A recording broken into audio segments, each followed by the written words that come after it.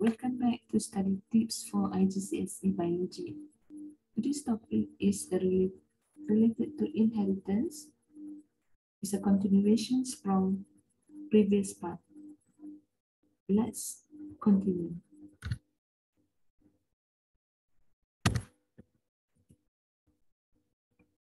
In this chapter, you will find out about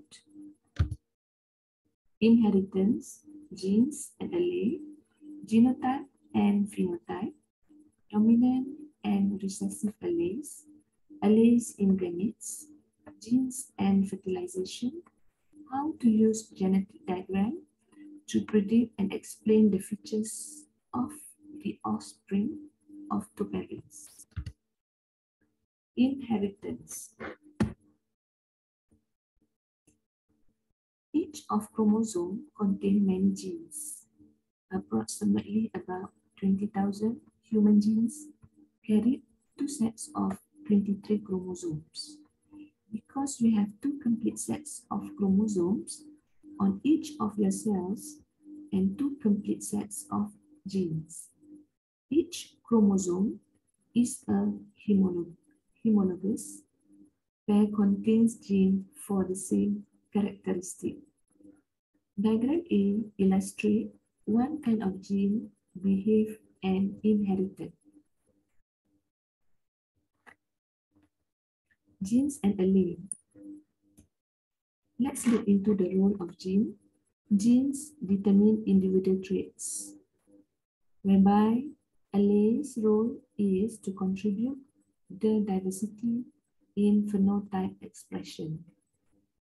Genes determine an organism genotype, whereas allele determine an organism's phenotype. Number per genus locus gene only one, whereby allele consists of two. And various types gene is allele, and allele itself, various type, is based on paternal versus maternal dominant versus recessive. And aside of that, genes also have their specific roles as is actually a set of instruction for producing the proteins that cause different fur color. Example, gene's role is to produce a protein or to provide an instruction for color of the fur. The alleles is actually a several different color. Example, color of, give the color of fur.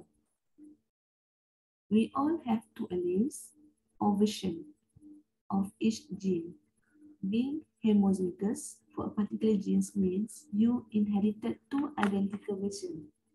It is the opposite of heterozygous genotype where the alleles are different. People who have recessive traits like blue eyes or red hair are always homozygous for that gene. If you are homozygous for a particular gene, you inherited two of the same alleles.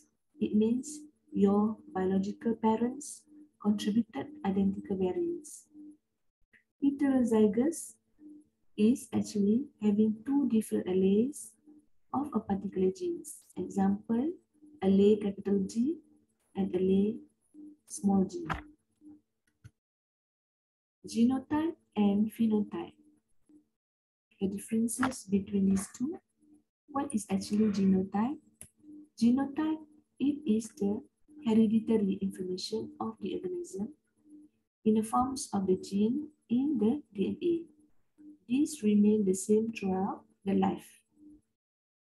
And what is phenotype? Phenotype is the characters of an organism that are visible by external effects. Genotype inheritance, these are inherited from the parents to the offspring. Phenotype, these are not inherited from the parent. Relationship of genotype, the same genotype can produce the same phenotype. And whereby phenotype, the same phenotype may or may not related to the same genotype. Present. For the genotype, it present inside the body as genetic material, whereby phenotype, it present as an external appearance. For genotype, genes affect them, but phenotype, genes, these are affected by genotype as well as by the environmental conditions. Example of genotype, like eye color, where a gene encodes eye color, and phenotype in this case, the allele is either brown, blue, with from the mother, and the other from the father. Example 2, like hair color, height, and shoe size. Height. For phenotypes, for the hair color, it could be height, wing length, and hair color. Okay, fur. Example genotype is a fur color. So phenotype, the allele is either gray, white, or black. Dominant and recessive alleles, traits such as skin, hair, or eye color are determined by genes. Each gene consists of two alleles, one from the mother and the other from the father. These alleles can either be recessive or dominant.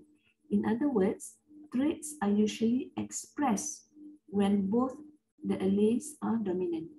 If some traits are absent or not expressed but found in the parent, then the allele is said to be recessive.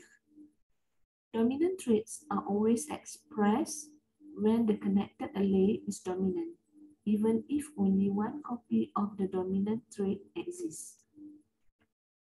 Recessive traits are expressed only if both the connected alleles are recessive. If one of the alleles is dominant, then the associated characteristic is less likely to manifest. So these are the two differences between dominant traits and recessive traits. For the dominant trait, dominant allele is denoted by the capital letter, example capital letter G. Recessive trait, allele is denoted by a small letter. If some traits are absent or not expressed but found in a parent, then the allele is said to be recessive.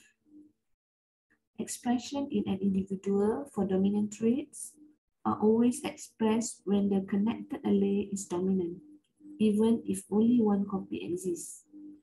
And recessive traits are expressed only if both the connected alleles are recessive. If one of the alleles is dominant, then the associated characteristic is less likely to manifest. Example in human, like dominant traits, let's say it has V-shaped hairline. Like recessive trait is a straight hairline. Dominant trait, almond-shaped eyes, but recessive traits, round eyes. So these are examples. And condominance. What is condominance? Condominance occurs when the phenotypes of both parents are simultaneously expressed in the same offspring organism. Indeed, condominant is a specific term in which an allele from each homozygote parents combine in the offspring, and the offspring simultaneously demonstrate both phenotypes. The inheritance of the A, B, O blood group antigens in human, there are three alleles of the gene governing this instead of usual two. Alleles IA and alleles B are condominant, but both are dominant to O. A person with a genotype alleles A, alleles B has the blood type AB, in which characteristic of both A and B. If I say genotype allele A, the phenotypes is actually group A. Genotype allele A, allele B, the phenotypes is group AB. and genotypes allele B, and the phenotypes is actually group B.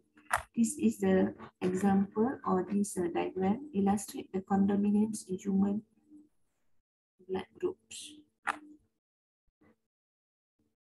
Allele in gametes. Each gamete contains a single copy of every chromosome, and each chromosome contains one allele for every gene.